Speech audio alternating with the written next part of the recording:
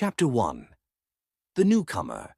Ethan Miller was used to change. Moving every few years had become a part of life, but that didn't make it any easier. His dad, a high-ranking engineer, had accepted a job offer in the small town of Ashford Hills, a town he had never heard of before. Ethan's mom was thrilled about the fresh start, but to Ethan it felt like being stuck in the middle of nowhere. When the moving truck finally pulled up to their new house, Ethan couldn't help but feel the weight of the place. The house, though nice, had a strange, almost unsettling feel. The trees around it were thick with age, their gnarled branches casting long shadows over the yard. The air smelled damp, like the forest had claimed the land long ago.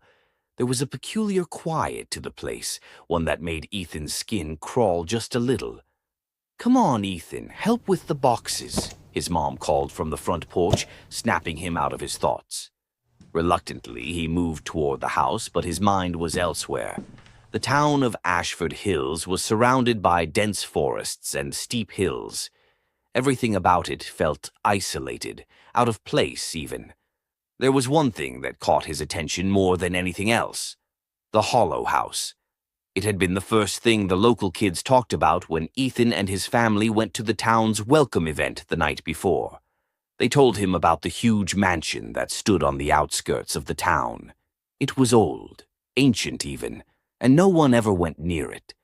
The locals called it the Hollow House because, according to the stories, it was cursed.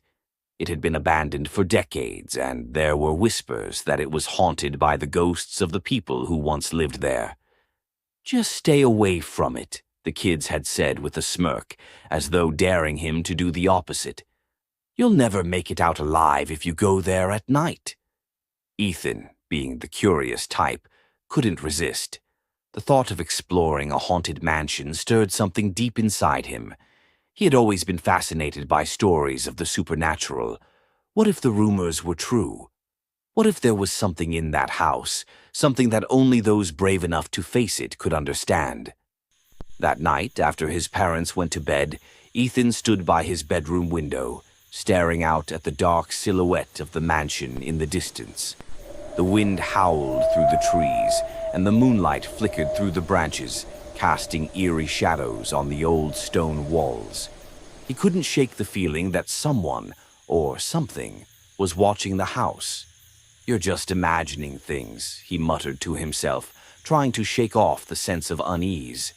But deep down, he knew that the Hollow House was calling to him. The wind picked up, rattling the window panes. Ethan pulled the curtain back, peering out at the darkened forest. That was when he saw it, a light, a flickering orange glow coming from the mansion. For a split second, Ethan thought he was seeing things. But as he blinked, the light grew brighter, then dimmed, as if someone inside the house was moving with a lantern. His heart skipped a beat. Could someone be inside? He stepped back from the window, his mind racing. What was going on in there? Who would be at the Hollow House at this time of night? Before he could think any further, he heard a soft knock on his bedroom door. He spun around. "Ethan." His dad's voice came through the door, thick with sleep. "You okay in there?" Ethan quickly composed himself, moving to open the door.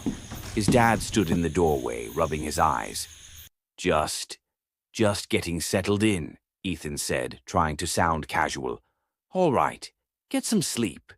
Big day tomorrow. We'll explore the town in the morning." Ethan nodded, but his mind was still on the Hollow House. As his dad left the room, Ethan returned to the window, looking out at the dark mansion. The light had gone out.